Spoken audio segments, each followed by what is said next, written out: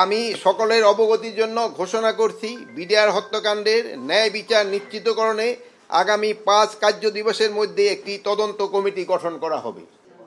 BDR হত্যাকাণ্ডের পূর্ণ তদন্ত এবং ন্যায় বিচার নিশ্চিতকরণে অন্তর্বর্তীকালীন সরকার বদ্ধপরিকর।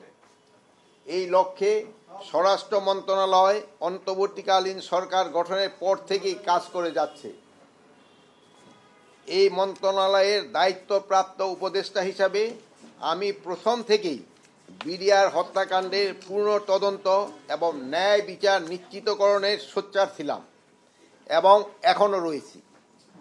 এই বিষয়ে গত 2রা সেপ্টেম্বর 2024 তারিখে স্বরাষ্ট্র মন্ত্রণালয়ে প্রথমবার এবং গত 4 নভেম্বর 2024 তারিখে বিজিবি সদর দপ্তর পরিদর্শনকালে দ্বিতীয়বার ঘোষণা প্রদান করি যে এবং যা বিভিন্ন প্রিন্ট এবং ইলেকট্রনিক এবং অনলাইন মিডিয়ায় প্রচারিত হয়েছে।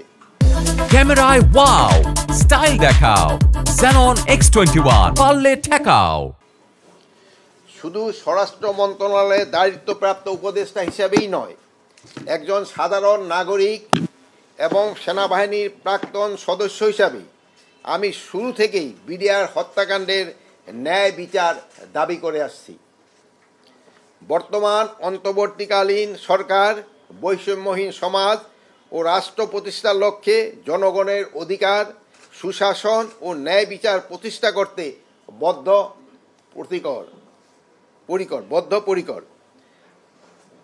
আমি এখন সকলের অবগতির জন্য ঘোষণা করছি, বিডিআর হত্যাকাণ্ডের ন্যায় বিচার নিশ্চিতকরণের জন্য আগামী 5 কার্য দিবসের মধ্যেই একটি তদন্ত কমিটি গঠন করা হবে। আমি সকলের অবগতির জন্য ঘোষণা করছি, বিডিআর হত্যাকাণ্ডের ন্যায় বিচার নিশ্চিতকরণে আগামী 5 কার্য দিবসের মধ্যে একটি তদন্ত কমিটি গঠন করা হবে।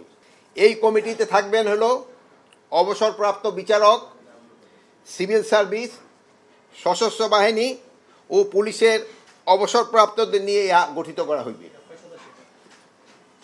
এই সদস্যের সংখ্যাটা এখনো আমরা যেহেতু নিরূপণ করি নাই, এটা 5 জন হইতে পারে, 7 জন হইতে পারে, 9 জন হইতে পারে, বাট এখানে সশস্ত্র বাহিনীর সদস্যের সংখ্যাটা একটু বেশি থাকবে। এটা হলো আমরা তো 5 কার্য দিবসের সময় যে তাদের বলবো, যেহেতু আপনারা এটা সবাই জানেন, যেহেতু আমরা তো সবার থেকে নাম নিতে হবে। এই কমিটিতে অনেকে দেখবেন আসতে চায় না, তো দেখুন এখন আপনারা এখানে সবাই সোচ্চার, কিন্তু আবার বলি ভাই এই কমিশনে আসেন, সেই সময় দেখবেন আবার অনেক হইতে চাবেন না। এখানে একটা সমস্যা থাকে। আমরা এই নামগুলি কালেক্ট করার জন্য, যদি নাম কালেক্ট করার জন্য সময় না লাগতো তো হয়তো খুব তাড়াতাড়ি করা যেত।